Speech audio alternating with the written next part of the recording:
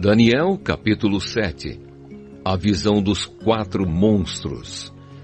Certa noite, durante o primeiro ano de Beltsazar como rei da Babilônia, Daniel se deitou na sua cama e sonhou, e no sonho teve visões. Quando acordou, ele escreveu aquilo que tinha sonhado. Aqui está o que ele escreveu. No sonho que tive naquela noite, eu vi os ventos soprando de todas as direções e agitando as águas do mar imenso. De repente saíram do mar 4 monstros enormes, diferentes uns dos outros. O primeiro parecia um leão, mas tinha asas de águia. Enquanto eu olhava, as suas asas foram arrancadas e ele foi posto de pé para que andasse como o homem. E foi dada a ele uma mente humana. O segundo monstro era parecido com um urso. Ele se levantou nas patas de trás e segurava 3 costelas na boca. E uma voz lhe dizia: vá e coma muita carne. Depois vi o terceiro monstro, e este era parecido com um leopardo.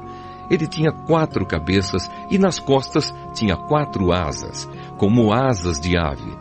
A este animal foi dada a autoridade para reinar. O quarto monstro que vi naquela visão era terrível, espantoso e muito forte. Tinha enormes dentes de ferro e com eles despedaçava e devorava as suas vítimas. O que sobrava, ele esmagava com as patas. Esse monstro era diferente dos outros 3 e tinha 10 chifres. Eu estava olhando os chifres com atenção e notei outro chifre, menor, que nasceu entre os outros. 3 chifres foram arrancados para dar lugar a esse chifre menor que tinha olhos como os de gente e uma boca que falava com muito orgulho. A visão de Deus. Continuei olhando e vi que foram postos alguns tronos. Num deles, assentou-se aquele que sempre existiu. A sua roupa era branca como a neve e os seus cabelos eram brancos como a lã. O trono e as suas rodas pareciam labaredas de fogo e de um lugar em frente do trono saía um rio de fogo. Havia ali milhares de pessoas que adoravam aquele que estava sentado no trono e muitos milhões estavam de pé na presença dele. Começou o julgamento e foram abertos os livros. Continuei olhando, pois o chifre pequeno ainda estava dizendo palavras orgulhosas. E vi quando o quarto monstro foi morto, e o seu corpo foi despedaçado e jogado no fogo. Quanto aos outros monstros, o poder que tinham foi tirado deles, mas não foram mortos. Foi dado a eles mais um pouco de tempo para viverem. Na mesma visão que tive naquela noite, vi um ser parecido com um homem que vinha entre as nuvens do céu. Ele foi até o lugar onde estava aquele que sempre existiu e foi apresentado a ele. Deram-lhe o poder, a honra e a autoridade de rei, a fim de que os povos de todas as nações, línguas e raças o servissem. O seu poder é eterno e o seu reino não terá fim. A explicação das visões. As visões me espantaram e eu fiquei preocupado com o que tinha visto. Cheguei perto de um dos que estavam ali e pedi que me explicasse o que eu tinha visto. Então ele explicou assim: os 4 monstros enormes são 4 reis que vão dominar o mundo. Mas o reino será dado ao povo do Deus Altíssimo e esse povo reinará para sempre. Eu quis saber também a explicação a respeito do quarto monstro, que era diferente dos outros 3, que era terrível e tinha dentes de ferro e unhas de bronze, que despedaçava e devorava suas vítimas e que esmagava com as patas aquilo que sobrava. Pedi também que me explicasse os 10 chifres que esse monstro tinha na cabeça e o outro chifre que havia crescido, derrubando 3 chifres. Esse chifre, que parecia mais forte do que os outros, tinha olhos e uma boca que falava com muito orgulho. Enquanto eu olhava, esse chifre começou a lutar contra o povo de Deus e estava vencendo, até que chegou aquele que sempre existiu. Ele julgou a favor do povo do Deus Altíssimo, pois havia chegado o tempo de esse povo começar a reinar. A explicação que recebi foi esta: o quarto monstro é um rei, e o reino dele será bem diferente dos outros. Ele conquistará o mundo inteiro, destruirá todas as nações e as deixará arrasadas. Os 10 chifres representam 10 reis que governarão esse reino. Depois deles, aparecerá outro rei que será diferente dos primeiros. Ele derrotará 3 reis. Ele falará contra Deus e perseguirá o povo do Deus Altíssimo. Procurará mudar a lei de Deus e os tempos das festas religiosas. O povo de Deus será dominado por ele durante 3 anos e meio. Mas depois disso, o tribunal o condenará e assim ele perderá o seu reino e o seu poder acabará para sempre. Mas o reino, o poder e a glória serão dados ao povo do Deus Altíssimo e eles governarão o mundo inteiro para sempre. Todos os outros povos os servirão, todos lhes obedecerão. Aqui termina a explicação.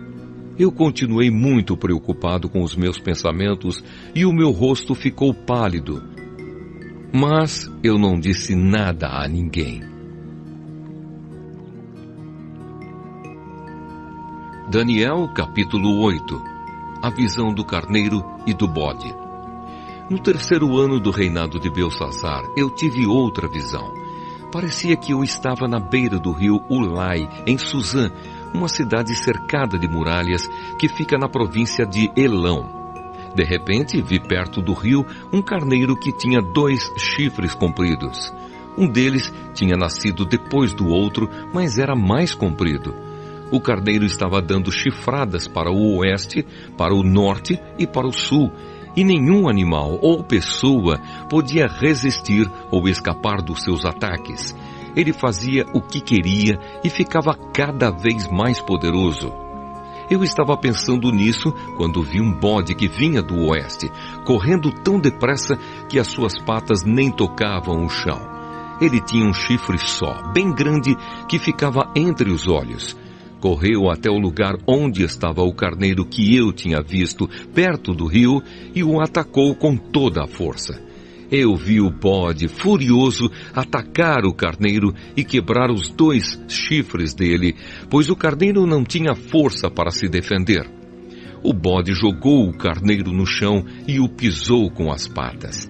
E ninguém podia salvar o carneiro da fúria do bode.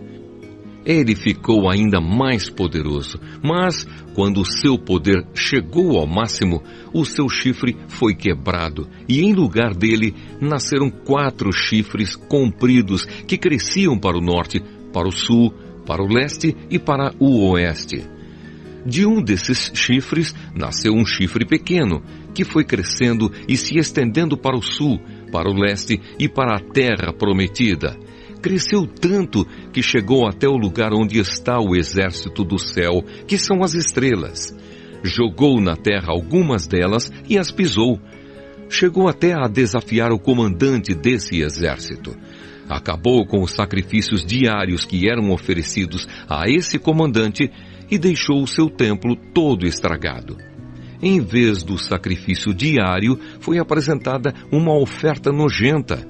Ele acabou com a verdadeira religião e tudo o que fez deu certo. Depois ouvi 2 anjos conversando e um perguntou ao outro: quanto tempo vai durar aquilo que apareceu na visão? Por quanto tempo essa oferta nojenta será apresentada em lugar do sacrifício diário? Por quanto tempo ficará estragado o templo e derrotado o exército do céu?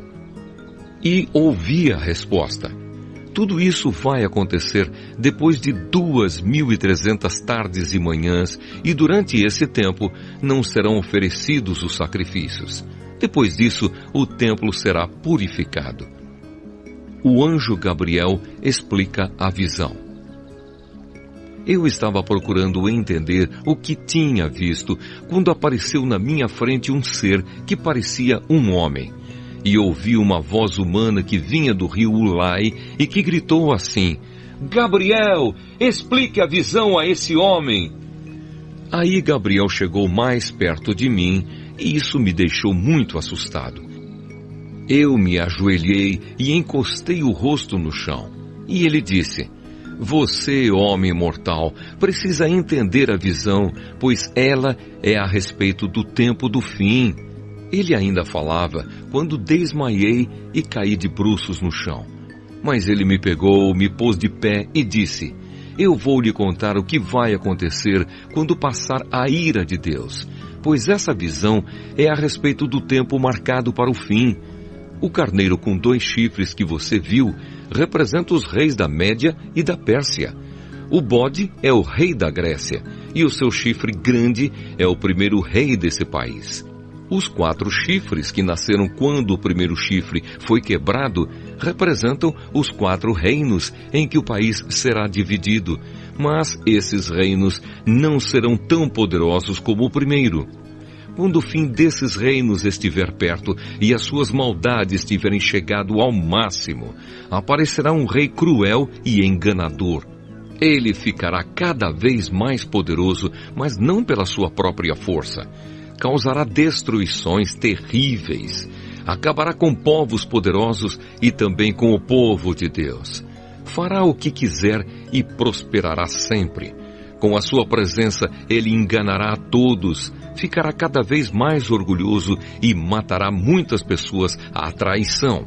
Finalmente, ele desafiará a Deus, o Rei dos Reis, mas será destruído sem o uso de força humana.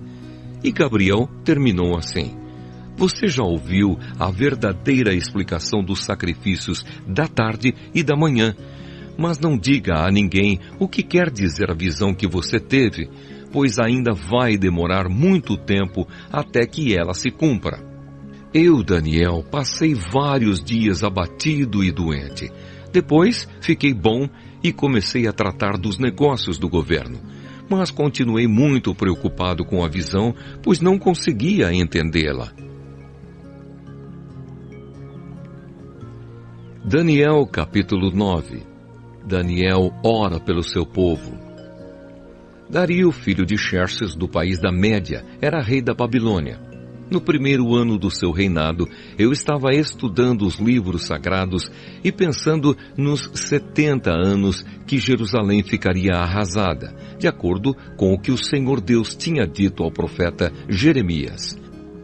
Em sinal de tristeza, eu vesti uma roupa feita de pano grosseiro, sentei-me sobre cinzas, deixei de comer e orei com fervor ao Senhor Deus, fazendo-lhe pedidos e súplicas.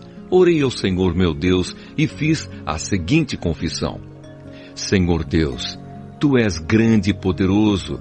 Tu guardas a aliança que fizeste com os que te amam e obedecem aos Teus mandamentos e sempre lhes dás provas do Teu amor. Nós temos cometido pecados e maldades. Fizemos coisas más e nos revoltamos contra Ti.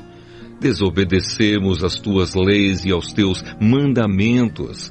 Não demos atenção aos Teus servos, os profetas, que falaram em Teu nome aos nossos reis, aos nossos líderes, aos nossos antepassados, sim, a todo o povo de Israel. Tu, ó Senhor, és sempre justo, mas agora sentimos vergonha, nós, o Teu povo, tanto os que vivem na Judéia e em Jerusalém, como os que Tu espalhaste pelos países de perto e de longe. Tu fizeste isso porque eles se revoltaram contra Ti. Os nossos reis, os nossos líderes, os nossos antepassados, todos nós temos pecado contra Ti, ó Senhor, e por isso estamos envergonhados. Mas Tu és misericordioso e estás pronto para nos perdoar, mesmo quando nos revoltamos contra Ti. Desobedecemos a Tua ordem, ó Senhor, nosso Deus, e não seguimos as leis que nos deste por meio dos Teus servos, os profetas.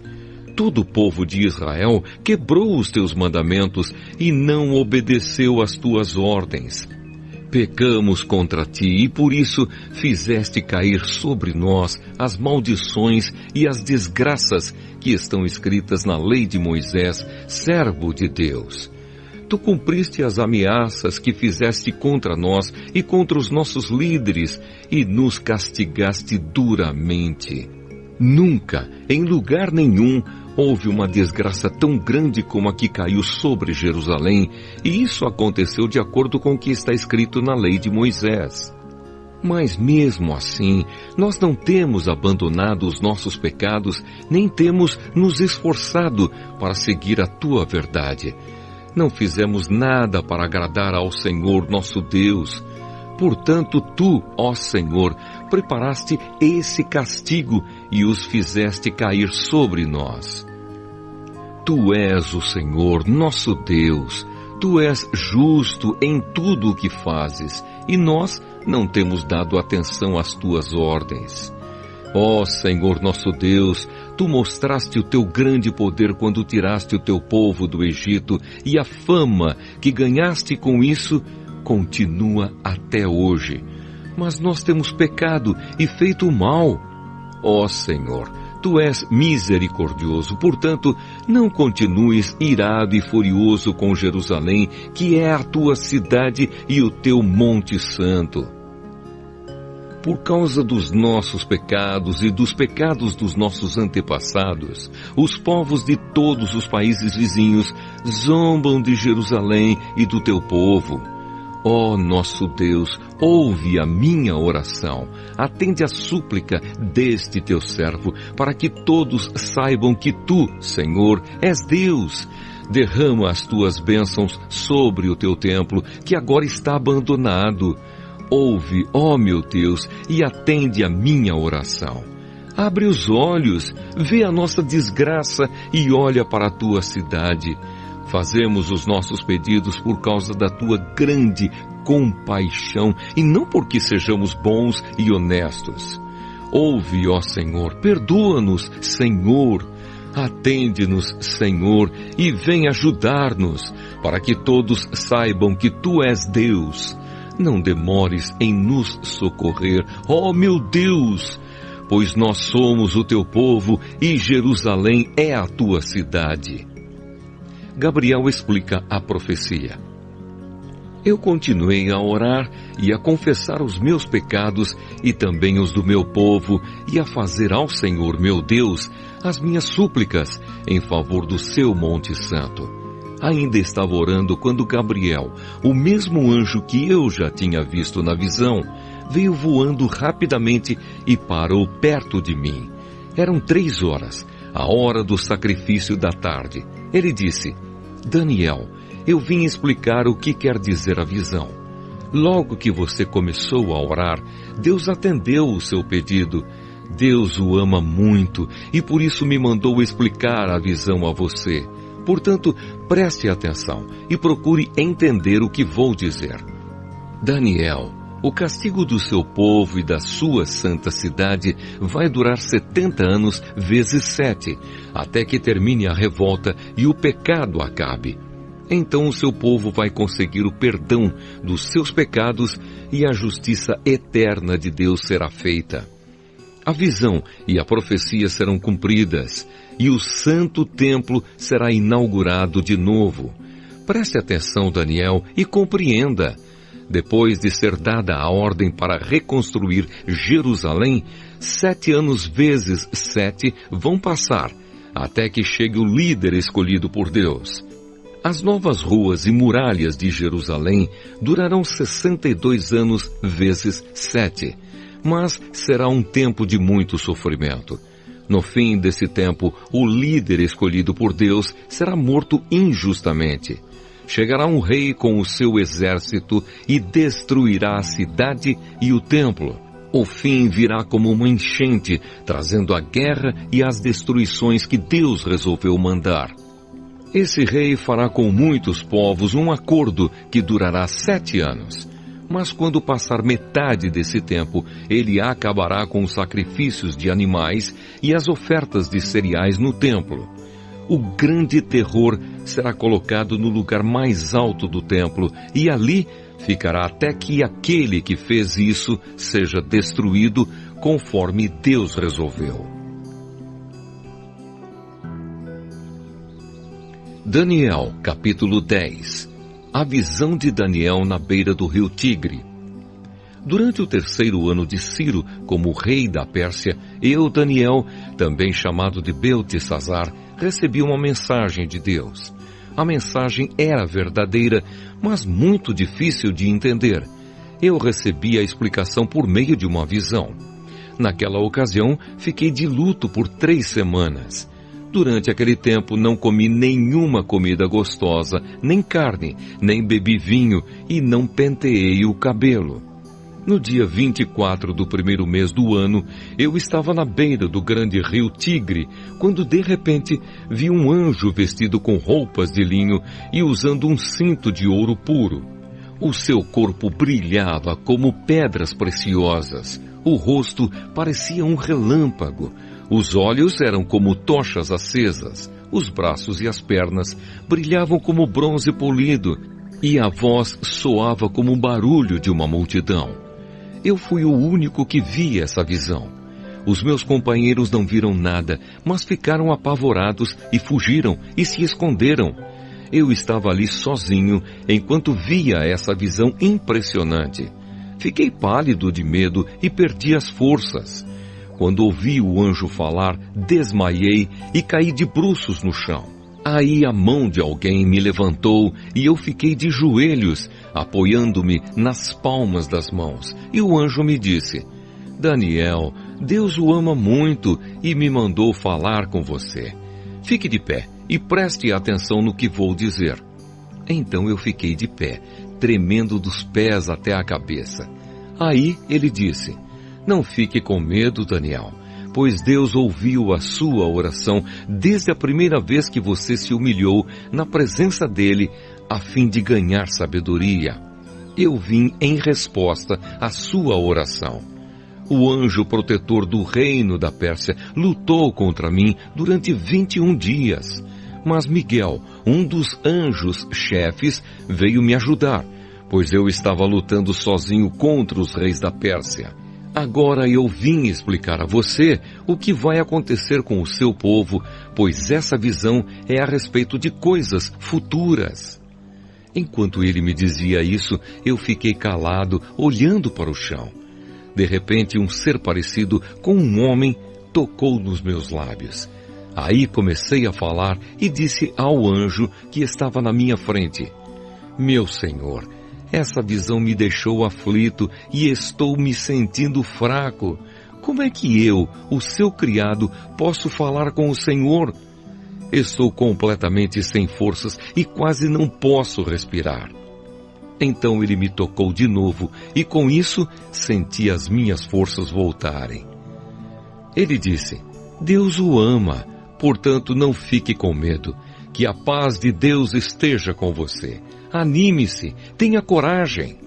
Então eu me senti bem mais forte e respondi: Fale, pois o Senhor me deu novas forças.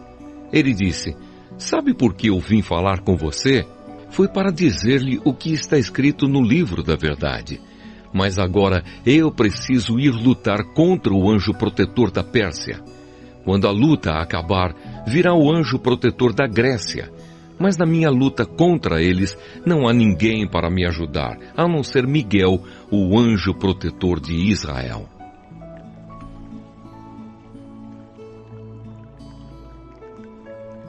Daniel capítulo 11. Ele tem a responsabilidade de me ajudar e defender os reinos do Egito e da Síria. E o anjo continuou dizendo: O que vou lhe dizer é a verdade. A Pérsia terá mais 3 reis. Depois deles, terá um 4º rei, que será o mais rico de todos. Com a sua grande riqueza, ele será muito poderoso. Reunirá todos os seus soldados e atacará o reino da Grécia. Depois, aparecerá outro rei muito valente. O seu reino será imenso e ele fará o que quiser. Mas quando o seu poder chegar ao máximo, o seu reino será desfeito e dividido em 4 partes. Os reis que vão ficar no lugar dele não serão seus descendentes e não terão o mesmo poder que ele tinha. O rei do Egito será poderoso, mas um dos seus generais será mais poderoso ainda e governará um reino maior. Depois de alguns anos, o rei do Egito e o rei da Síria farão um acordo, e o rei do Egito dará a sua filha em casamento ao rei da Síria, para garantir a paz entre as duas nações. Porém o plano fracassará, pois ela, o marido, o filho e os empregados serão todos assassinados. Mas pouco depois disso, um parente dela se tornará rei e marchará com as suas tropas contra o exército do rei da Síria, entrará na fortaleza dos sírios e os derrotará.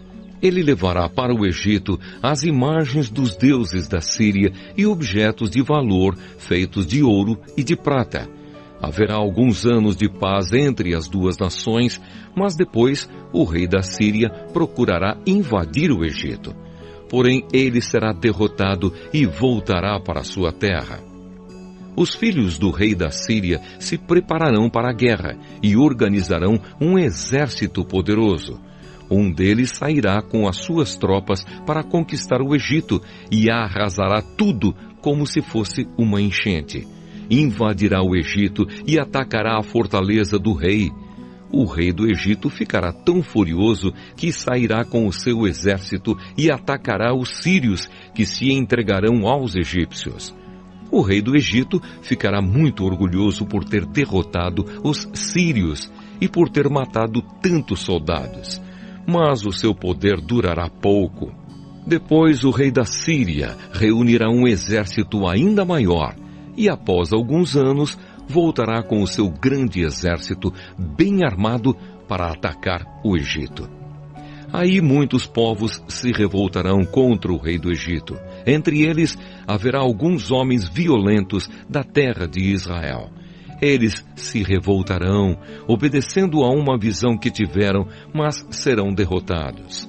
O rei da Síria virá com o seu exército, construirá rampas de ataque em volta de uma cidade protegida por muralhas e a conquistará. Nem mesmo os melhores soldados do exército egípcio poderão impedir o avanço das tropas sírias. O inimigo fará tudo o que quiser com os soldados egípcios, e não haverá ninguém que resista. Ele invadirá a terra prometida e a conquistará completamente. Então o rei da Síria porá todo o seu exército em pé de guerra para lutar contra o Egito. A fim de derrotar o inimigo, ele fará um acordo com o rei do Egito e lhe oferecerá a filha em casamento, mas não será bem sucedido. Aí ele atacará as cidades do litoral do mar Mediterrâneo e conquistará muitas delas.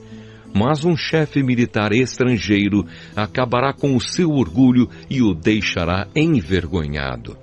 O rei da Síria voltará para atacar as fortalezas do seu próprio país, mas fracassará e será morto, e nunca mais se ouvirá falar dele. Em lugar dele, reinará outro rei que mandará um oficial para cobrar impostos a fim de enriquecer o seu reino. Logo depois, esse rei será morto, mas isso não acontecerá no campo de batalha. O seguinte rei da Síria será um homem muito mau, que não terá direito de ser rei, mas ele disfarçará suas más intenções e com intrigas conquistará o poder. Ele derrotará todos os exércitos inimigos e matará o grande sacerdote. Enganará os que fizerem acordos com ele, e mesmo com um pequeno exército, ele se tornará cada vez mais poderoso. Atacará de surpresa as províncias mais ricas do país, e nelas fará coisas terríveis que os seus antepassados nunca fizeram. Repartirá com os seus soldados as riquezas, os bens e os objetos de valor que caírem nas suas mãos. E por um pouco de tempo, ele fará planos para atacar as fortalezas do país. Confiando no seu poder e na sua coragem, ele marchará com o seu grande exército contra o rei do Egito. Este sairá para a batalha com um exército grande e poderoso, mas não vencerá, pois será traído pelos seus próprios conselheiros que o levarão à desgraça. O seu exército será derrotado e muitos dos seus soldados serão mortos. Então os dois reis terão um encontro e dirão mentiras, cada um procurando prejudicar o outro. Mas nenhum dos dois levará vantagem, pois ainda não terá chegado o tempo certo. Depois, o rei da Síria voltará para o seu país, levando todas as riquezas que tiver conseguido na guerra. Planejará acabar com a religião do povo de Israel e fará contra eles o que quiser. Depois, voltará para o seu país. Quando chegar o tempo certo, ele marchará de novo com os seus soldados contra o Egito, mas desta vez não vencerá, como venceu na primeira vez.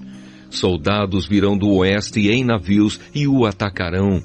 Desesperado, ele desistirá da luta e, cheio de fúria, atacará novamente o povo de Israel, fazendo com eles o que quiser. Desta vez, ele seguirá o conselho dos judeus, que abandonaram a sua religião. Os seus soldados profanarão o templo, acabarão com os sacrifícios diários e colocarão no templo o grande terror. Por meio da bajulação, o rei ganhará o apoio dos judeus, que abandonaram a sua religião. Mas aqueles que amam a Deus ficarão firmes e combaterão o rei. Mestres sábios aconselharão o povo, mas por algum tempo serão mortos à espada ou no fogo. Ou serão mandados para fora do país como prisioneiros, ou perderão todos os seus bens. Durante este tempo de perseguição, o povo de Deus receberá a ajuda de alguns, mas muitos os ajudarão só por interesse próprio. Alguns dos mestres sábios serão mortos, mas isso será um meio de purificar e aperfeiçoar o povo de Deus. Isso continuará até chegar o fim, no tempo marcado por Deus. O rei da Síria fará o que quiser. Ele será tão vaidoso que pensará que está acima de todos os deuses e dirá coisas terríveis contra o Deus dos deuses. Ele fará tudo isso até que Deus o castigue, pois Deus o castigará de acordo com o que já decidiu. Esse rei não adorará os deuses que os seus antepassados adoravam, nem os deuses que as mulheres preferem, nem qualquer outro deus, pois ele acreditará que está acima de todos os deuses. Mas ele adorará o Deus protetor das fortalezas. A esse Deus que os seus antepassados não conheciam, esse rei oferecerá ouro, prata, pedras preciosas e outros objetos de valor. Com a ajuda de pessoas que adoram um Deus estrangeiro, ele defenderá as suas fortalezas. E todos os que o aceitarem como rei receberão honrarias, posições de autoridades e terras. Quando chegar o momento final, o rei do Egito atacará o rei da Síria, e este sairá ao seu encontro com todas as suas forças armadas, isto é, carros de guerra, a cavalaria e muitos navios. Como as águas de uma enchente, os seus soldados invadirão o Egito. Ele invadirá também a terra prometida e matará milhares e milhares de pessoas. Mas escaparão os povos de Edom e de Moabe e a maior parte do povo de Amon. O seu exército ocupará muitos países. Nem mesmo o Egito escapará. Levará do Egito os tesouros de ouro e de prata e outros objetos de valor. E conquistará também a Líbia e a Etiópia. Mas chegarão notícias do leste e do norte que o encherão de medo. Furioso, ele sairá com os seus soldados, resolvido a matar muita gente. Armará o seu acampamento entre o mar Mediterrâneo e o lindo Monte Sagrado. Mas morrerá e não haverá ninguém para socorrê-lo.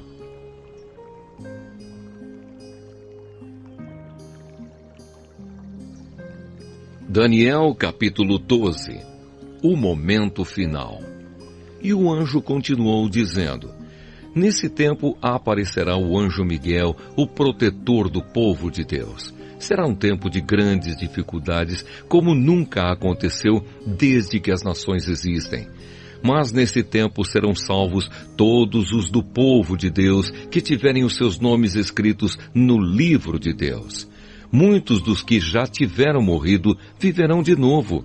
Uns terão a vida eterna e outros sofrerão o castigo eterno e a desgraça eterna.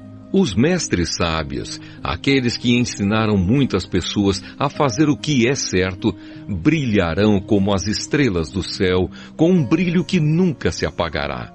E você, Daniel, não conte nada disso a ninguém. Feche o livro com um selo para que fique fechado até o momento final. Muitos correrão de cá para lá procurando ficar mais sábios. Então eu vi 2 anjos de pé na beira do rio, um de um lado e o outro do outro. Um deles perguntou ao anjo vestido com roupas de linho que estava rio acima: quando é que todas essas coisas maravilhosas vão acontecer? O anjo levantou as mãos para o céu e, em nome de Deus, que vive para sempre, disse: eu juro que tudo isso vai acontecer daqui a 3 anos e meio, quando terminar a perseguição do povo de Deus. Mas eu não entendi bem e por isso perguntei: por favor, me diga como é que tudo isso vai acabar. E ele respondeu: agora, Daniel, você pode ir embora, pois tudo isso deve ficar em segredo até o fim. Muitos serão postos à prova, e com isso se purificarão e se aperfeiçoarão. Os maus continuarão a sua maldade, e nenhum deles entenderá o que está acontecendo, mas os sábios entenderão. Depois que os sacrifícios diários forem suspensos e o grande terror for colocado no templo, passarão 1290 dias. Felizes aqueles que continuarem fiéis a Deus por 1335 dias. E você, Daniel, continue firme até o fim. Você morrerá, mas no fim ressuscitará para receber a sua recompensa.